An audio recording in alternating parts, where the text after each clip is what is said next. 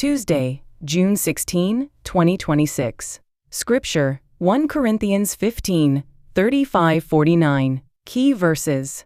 35.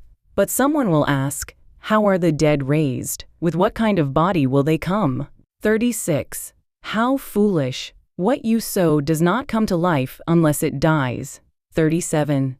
When you sow, you do not plant the body that will be, but just a seed, perhaps of wheat or of something else. 38. But God gives it a body as He has determined, and to each kind of seed He gives its own body. 40. There are also heavenly bodies, and there are earthly bodies, but the splendor of the heavenly bodies is one kind, and the splendor of the earthly bodies is another. Meditation. I say that I believe in the resurrection, but if someone asks what kind of body we will have after the resurrection, it is not an easy question to answer. Paul was responding to the very same question from the believers in Corinth. People in the Greek world believed that the soul was immortal, but that the body simply perished with death. Because of this, the idea of a bodily resurrection was difficult for them to accept.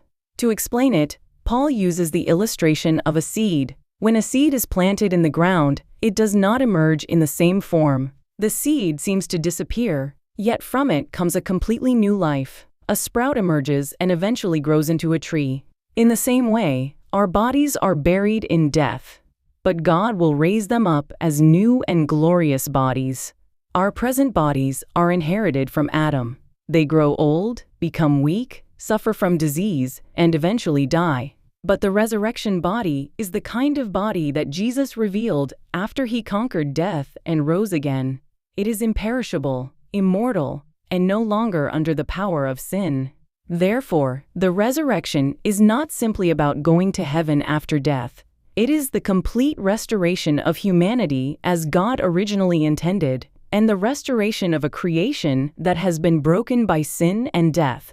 I do not fully understand what that body will be like.